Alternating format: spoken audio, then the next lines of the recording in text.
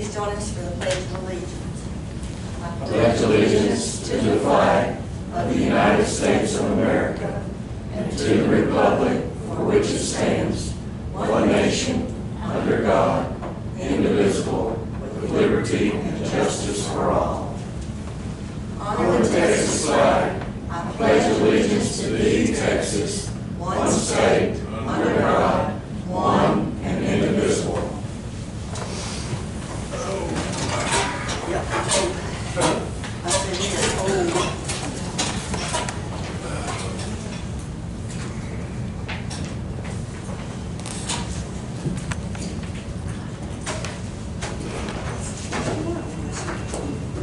The meeting will please come to order. We do have proof of posting in accordance with Chapter 551 of the Texas Government Code as amended, known as the Texas Open Meetings Act. Any members of the public who wish to speak shall each have 5 minutes.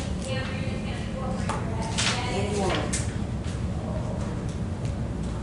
If not, we'll go to item number 1, which is a presentation from the Texas CLASS. Mr. Tony C. Kelly. C. Kelly. Yes, ma'am. I'm Tony C. Kelly. I'm with Texas Class Investment Pool. You guys are currently with Tex Pool. Tex Pool is the largest and the oldest, and we're number 2, but we try harder. Texas Class has been around for about 20 years. We have 2 investment pools. Y'all currently are in Tex Pool, and y'all have funds in their government pool. They actually have 2 pools. They have a commercial paper pool and a government pool, and we have the same. The one that we have the most members in and the most money, we have a little over $17 billion under managed in Texas, and 15.5 of it is in that commercial paper pool because it's the one that's paying the higher return. Right now we're paying 3.10, and we expect it to go up. The Fed did raise rates this last meeting, 75 basis points, and guess what? It's going to continue to go up. We expect the Fed probably to do another raise between now and the end of the year, and we could be closer to 4% by the end of the year. Just so you know, Texas Class is doing business with a little over 985 yesterday in Texas. 985 public funds. We do not deal with corporations. We do not deal with banks. We might get CDs from their banks from every once in a while. Who we are currently doing business with that are close to y'all, we are with NSISD, and then counties Ferris, Ellis, Kaufman, Hunt, Johnson, Hill, Van Zandt, Rockwall, and Tarrant in this area. This is who we currently are doing business with. It does not cost you anything at all to join our pool. You can decide to put the money in that day, and literally you can take it out that afternoon, because that's happened to us. You will not earn interest that day if you take it out, but if you get it into us by 4 o'clock, that's our cutoff, you'll earn interest for that day. The big difference between us and Tex Pool, other than being bigger than us, is that every pool in the state compounds daily, but they all pay at the end of the month. We compound and pay daily. Your interest earns interest. Now, last year at this time, we were at a 0.008, and that was not a lot of money, and so you didn't earn just pennies. But today, us being over 3%, your dollars do add up. So interest earns interest. If my competitor was in here, he'd say that doesn't add up too much, but it really does. We have on our website, we have a calculator that you can go in there and actually put in how much money you might have had. We look back, we can't look forward. You can go back and realize how much money you would have earned with us. My suggestion is just that diversification is always one of those things that they teach at PFIA, Public Funds Investment Act. I know that y'all have had to go through those over the years, and I know how exhilarating and exciting that classes are, but it is one of those things that, you know, under our statute, under 2256, I would suggest that you would put your funds into our commercial paper pool. I realize there's a little bit more risk, but it is managed. We have 5 analysts that do nothing but look at credit. That's all their job is to look at credit. And we're usually ahead of the curve instead of behind, because I work for a firm out of Denver called Public Trust Advisors, and we have a little over $60 billion nationwide. And so if we would have a problem in this state, we'd have a problem in our other states. We're in 15 states now that we have other investment pools. Texas being the biggest one, but that's easy to say. Yes, ma'am. When you said it's a little more risky, you Yes, mean ma'am. on the rate of interest that you earn or on the money that you put into The money that you invest, there is a little bit more risk with commercial paper, and so it pays a higher return. Right now, you're in the tax pool and you're in the government pool, and it'd be like your money being at the bank. But if it was, if you have it collateralized, or it'd be if you had a bond, a CD that was over $250, the FDIC would step in. There is no collateral behind this other than the securities that are in there. But we've been at it 20-some years. I don't think that we'd be interested in that at all. Well, ma'am, I understand that. I mean, you know, personally, you might do a lot of things, but as far as our situation, isn't that what y'all think? Yes. I understand. Well, So, talk to us about the other part. the other pool is then you're in the best pool that you're in, that tax pool. They pay a higher return than we do because they have more money to reinvest every day. Is it figured on daily or monthly, yours? Mine's daily. And so it's In both? in both. Yes, In sir. both? Yes, All right, sir. when you figure the daily? Yes, sir. It equal the monthly? It still would be, where you are right now, the tax pool, you would be getting a better return.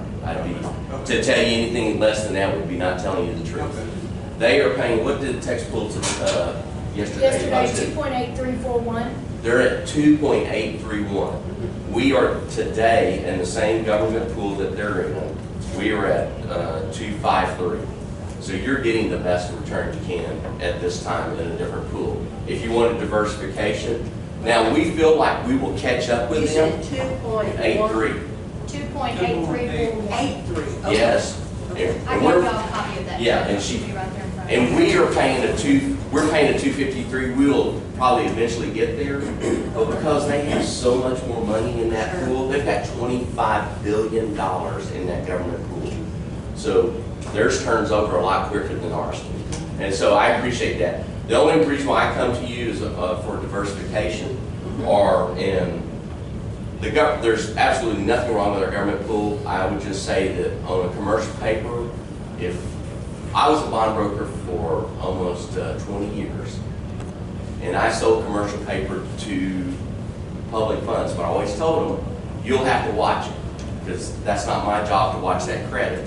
What I'm saying here is that we have people who watch that for you. But I understand, I understand completely. Well, but, would this be something that we could put those ARPA funds in? Well, and so as you'll see on your sheet of paper, we actually are signed up with tax pool on both pools too. We don't have any in the bottom one, which is the same thing that he's talking about, the commercial paper. It's called tax pool prime. We don't have any money in there. We have very little right now in the tax pool.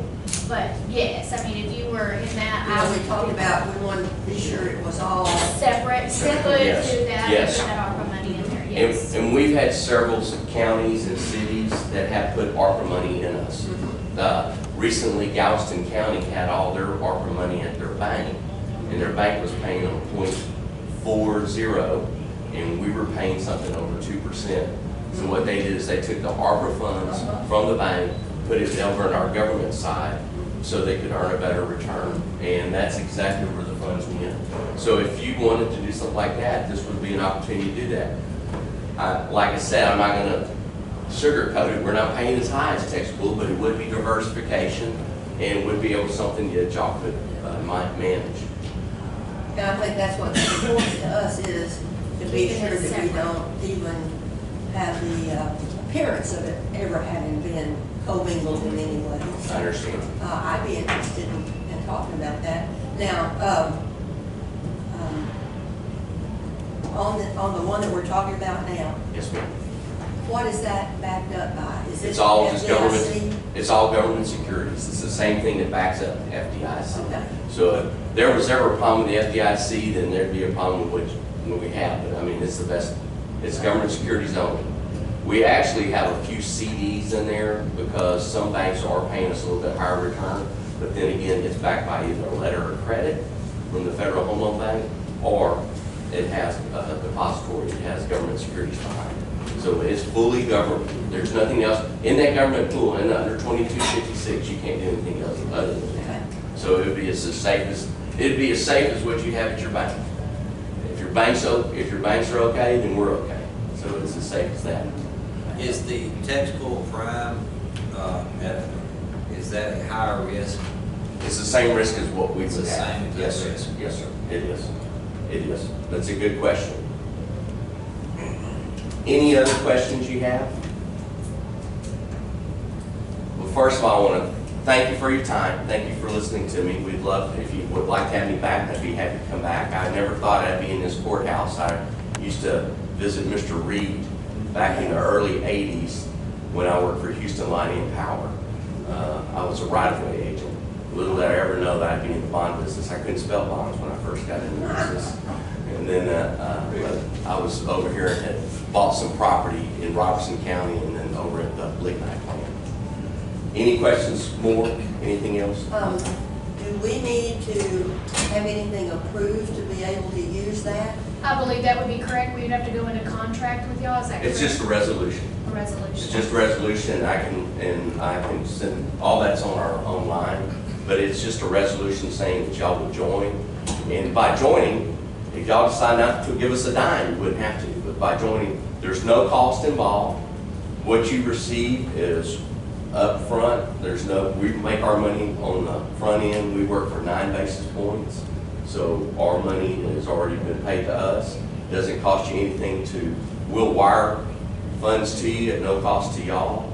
Like I said, if you put it in by 4 o'clock this afternoon, you'll get paid for today. But if for some reason you have to take it out tomorrow, you can. And we've literally had that happen. We've had a county send us money in the morning and they realized they missed a bill. And they said, we're going to take some back. We sent it right back to them. So it's one day. It's a money market fund just for public funds. That's all it is. I think, if you will, then if you'll send Jeannie the Resolution. information Yes, ma'am. that, Y'all consider it. Thank you. Thank y'all so much. And if you need me to come back, I'm happy to. I stopped at Bucky's on the way up, and you know what? The lady told me, she said, be sure to stop at Sam's.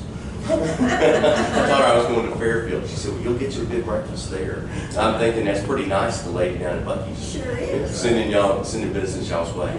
Is there any other questions? I think I have it. No. Thank you. Oh, thank y'all. Thank you so much. God bless y'all. Thank you.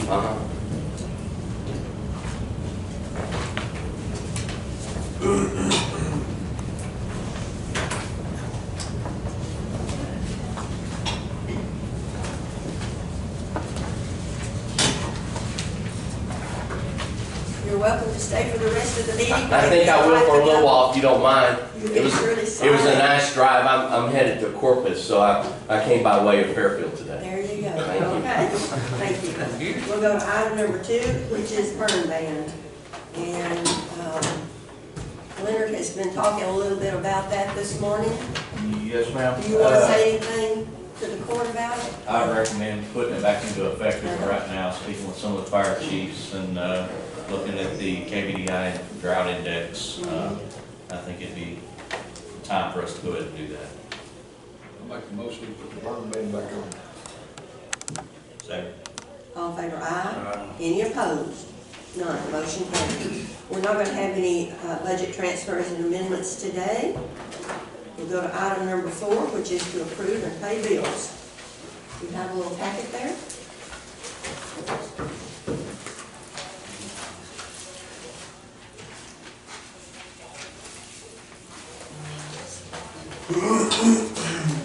We always have a meeting right at the end of the month to try to get as many bills paid as we can so that we don't have to,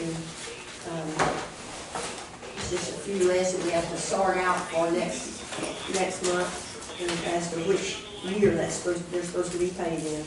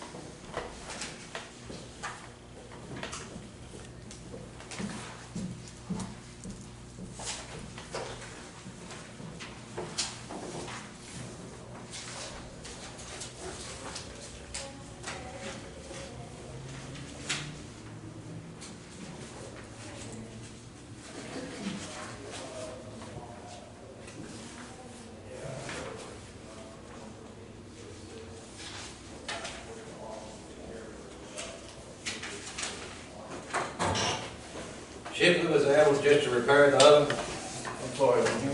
the oven, was they just able to repair it? Yes, and it's not finished. Now, let me see which one you got. $710 on, or no, $390. Yeah, that's gonna be a different one, because they're still not finished, and they wanna come back, but I told them to hold off, because I didn't realize how much they were charging us for coming over here to do it. And so, but they're charging us per mile, on top of charging us for the travel. So, I think it should be either one, either you charge us per mile, or you charge us for the time you travel, not both. So, I have to touch base with them, because it's still not fixed. Well, time of travel is probably for the person to come, don't you think? And then the other is for driving, the gas and. I don't know. I mean, to me, you charge one or the other to me, but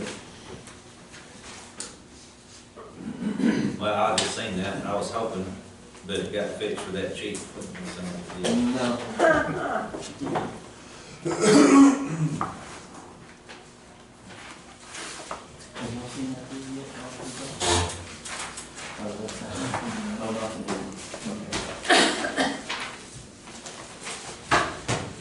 But they do think they're gonna be able to fix it rather than having to get a new $8,000. Yes, they do think they can fix it, and I just wanted to find out what was going on their end, and then talk to y'all about it to see if, you know, wanted me to look somewhere else. I mean, that's about the closest place we could find to do it, but, Is that the people out of Waco? yes. Waco, Oklahoma? Yeah.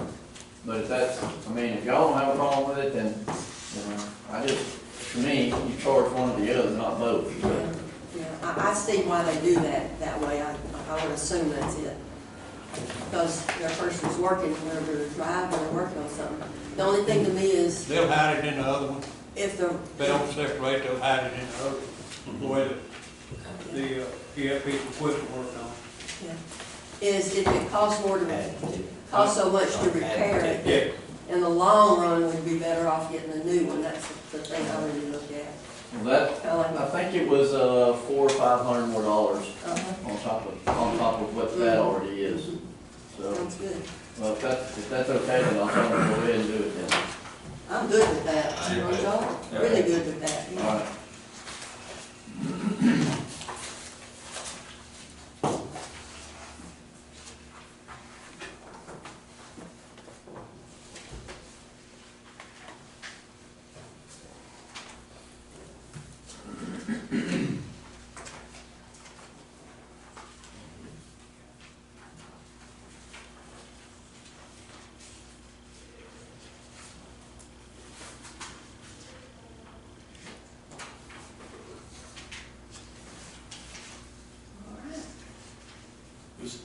Just thinking from Kemp's, from the Ag Center about salt.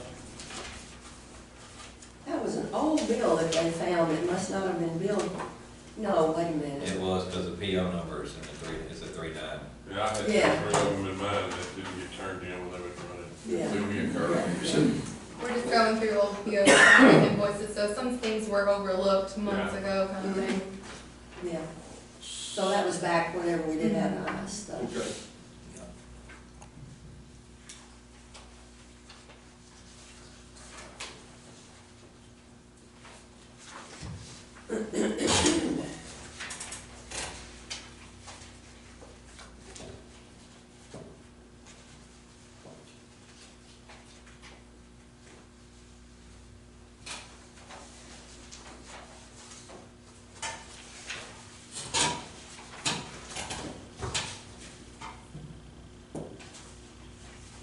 Any other questions on the bills? I make a motion, we approve both bills. Second. All in favor, aye. Any opposed? None, motion carried. Item number 5 is to approve payroll. Y'all have, oh, here we are.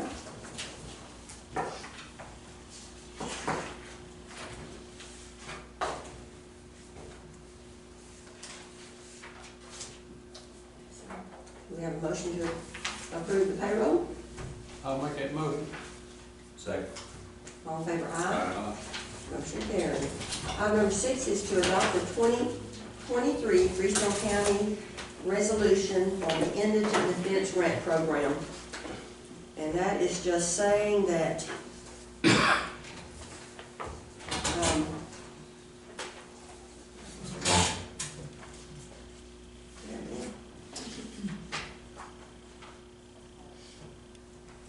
we get money, a little bit of reimbursement at the end of the year on the amounts that have been paid for indigent defense. You know, if someone has a criminal case, they can apply. If they qualify, then we appoint an attorney for them. We get some reimbursement for that. Not nearly what we spend, but we do get some.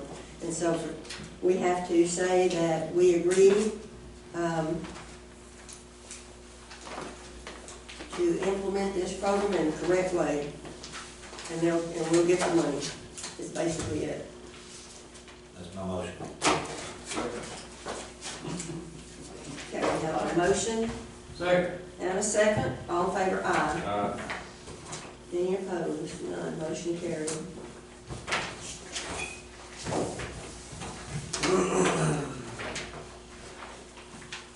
I'll let you, after you toss that, if you get it back to me, you can just give me a copy because we have to scan it in and send it to you. Okay. Okay. Item number 6 is the COVID policy. We kind of talked about that, about what changes have happened. At the end of 2020, when the Families First Coronavirus Response Act ended, saying that we had to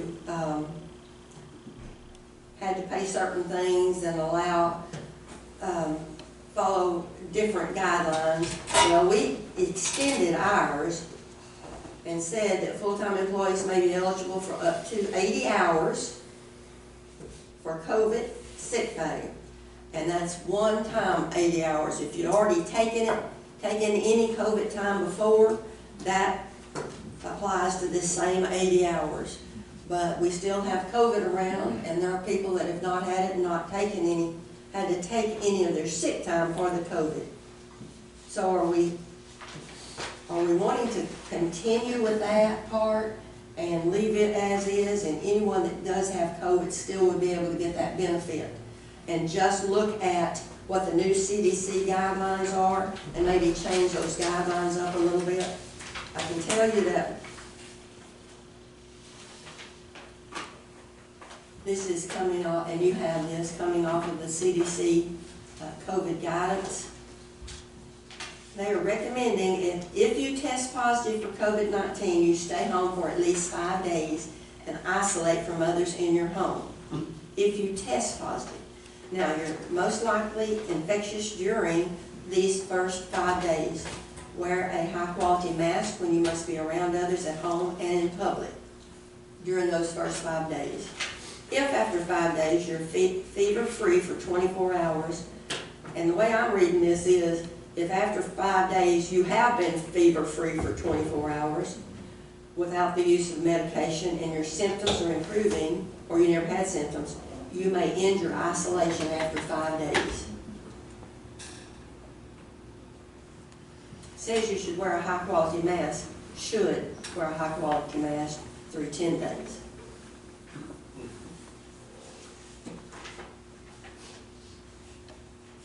And I would think,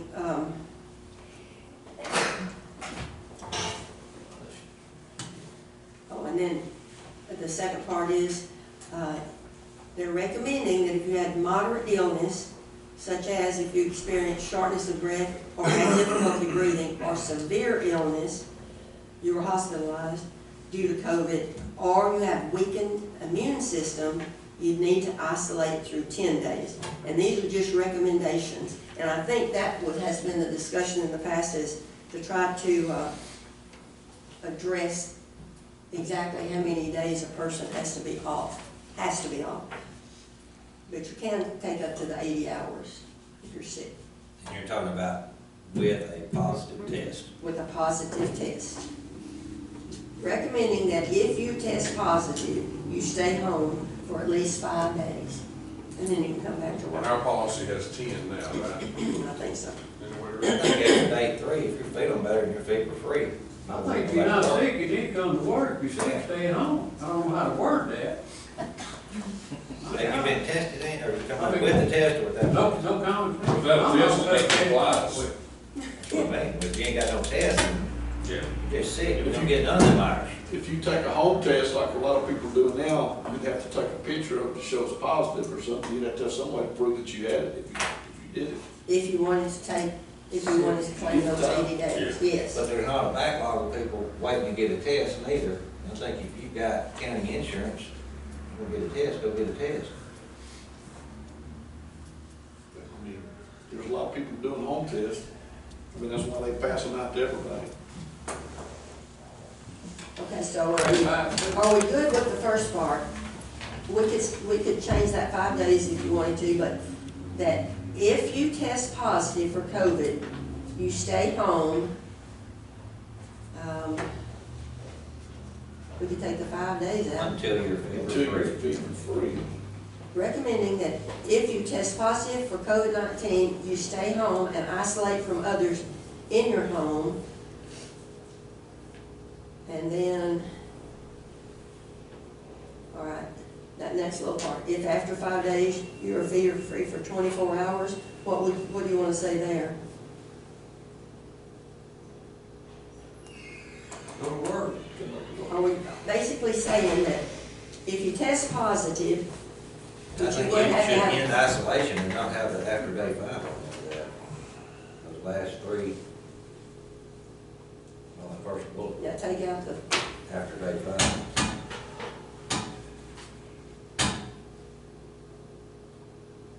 all right, First so 3 words and the if you last. test positive for COVID-19, you stay home and isolate from others in your home.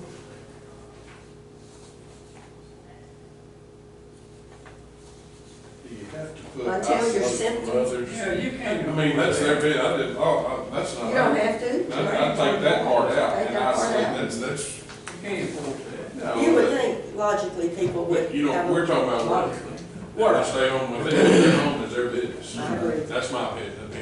All right, so now we're down to if It's you kind of- test positive for COVID, you qualify for the COVID leave, sick leave. How about that? If you test positive for COVID, you qualify for sick leave, COVID sick leave. COVID sick pay. That's what we have it on. COVID sick leave.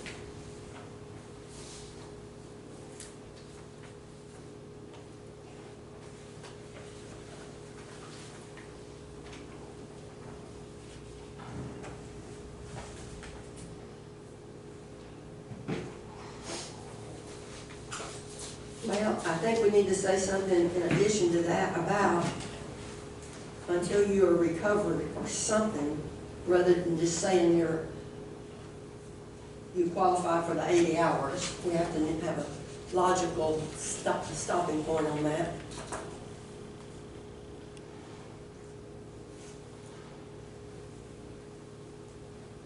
I think the fever free. The fever freeze, one of my Fever first free. thing. Come to work. Yeah. But then Until you're- if they say they have fever through 12 days, Ma'am? what if they say they have fever through 12 days? I mean, just go ahead and let them. Well, it says at least 5 days, and if you could just state it, fever free for 24, up until you're fever free for 24, I mean, I don't know, you don't want it open-ended, but I see where you're coming from. Yeah. But if they still have fever at the 12th day, you don't want them to come to work. True. They should have done something. That's just that. Yeah. It doesn't been a doctor in the hospital or something. Well, if this goes right along with the policy we already have, it's supposed to be going to the doctor after they call in 2 days anyway. So, And that's on our That's on regular sick, sick policy. that's on not sick just policy. COVID, that's on regular sick policy. right, but We can follow that though. Yep. I don't think you need a COVID policy. You sick, stay at home. You're not coming to work. I mean, common sense, tell you that. You qualify for COVID sick pay, which means you're not using your regular sick pay.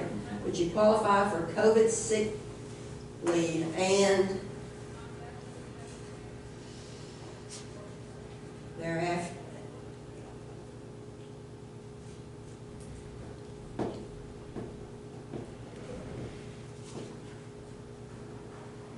So if you said if less than the 5 days, if you're fever-free, you can return to work if you're fever-free for 24 hours, but you get up to the 5 days if your fever consists up to that.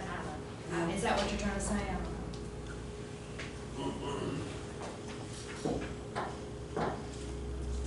That 5 days to get you 40 hours, we're gonna leave the 80 hours? No.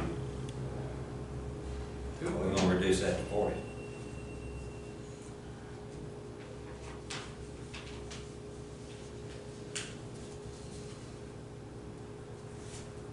It would You fit. have to look at the worst case scenario always, is who would take, you know. Right, but we keep talking about 5 days, which is 40 hours. And if we're amending this policy, we can amend that 80 hours on there to We 40. can. Yeah, then it all match. Yeah, exactly. I There say you go. match, that cuts out the ambiguities. Up to 40 hours, and then leave the 5 days thing in. After 40 hours, then they go into regular sick leave, But after, if they needed that. There was something said about people that have underlying health issues also, just to kind of keep that in mind, that they maybe have more, I have an employee that this just happened.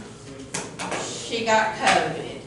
She was out Friday, and then there was Saturday and Sunday, and Monday and Tuesday. That's her 5 days, which was 3 work days. She was out. She did not have fever for 24 hours. She returned to work on Wednesday. And she's one, she would rather be at work than be at home. She would not take advantage. She came deathly ill Wednesday evening, fever spiked up high at the ER, and got a doctor's note. She had COVID, not to come back to work till the following Tuesday. So she was out 3 days plus another 4 days. It was under the 80, but she also has COPD. Yeah. She has underlying health issues, and they said that's why she was so sick. So, I mean, there's a possibility of that, but I think, But then we do have sick leave that's available Yeah. for reviews too, so. yeah. and it also said on here, that some people have a weakened immune system, you know, so that's,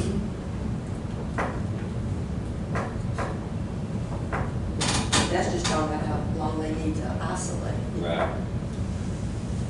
Okay. You qualify for COVID sick leave after you test positive. If you test positive for COVID, then you qualify for COVID sick leave for up to 40 hours. And follow the sick leave policy guidelines. Is that what you're saying?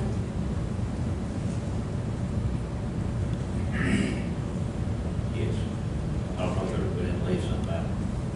I don't know, we're gonna type this up and we'll have it on the next one, you can read it again. Well, see, 40 hours, get you sick, that's 7 days. People, I mean. Could be 9 days. Could be 9. Could be 9. Could be a minimum of 7, up to 9 days. I mean, you gotta, if I look at it, I mean, you got the weekends, at least one. At least one weekend there, so that's 7 days, Yeah. yeah.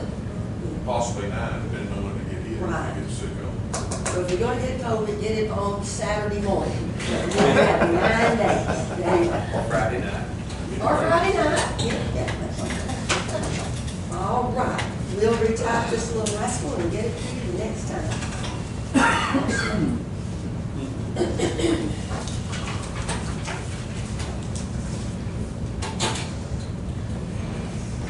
There it is. We'll put that on the next agenda, have it typed up and see if that is what we want. Item number 8 is ARPA funds. Karen is not here, so we are progressing with trying to get some of these things procured, and that's about all I know about it today. Do you have anything on generators you'd like to say? No? We hauled them around, showed them all the sites. All the children, but then No votes. we'll wait. Okay, so we're working on that. Okay. Any comments from commissioners, board members? Okay, do we have a motion to adjourn? I'll make it a motion. I'll say, All in favor, aye. Aye. Thank you. need to ask you a question.